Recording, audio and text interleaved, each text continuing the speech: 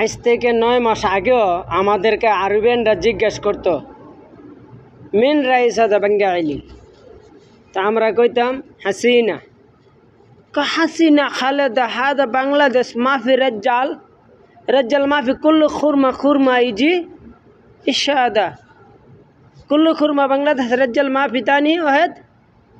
আর এখন যদি কই জিগা মিন রাইস হাদা ডক্টর মোহাম্মদ ইউনুস মাশাল্লাহ হাদা কয়েস নফর গউই মাশাল্লাহ মাশাল্লাহ আলহিন বেঙ্গালি কয়েস হুকুমা রাইস কয়েস।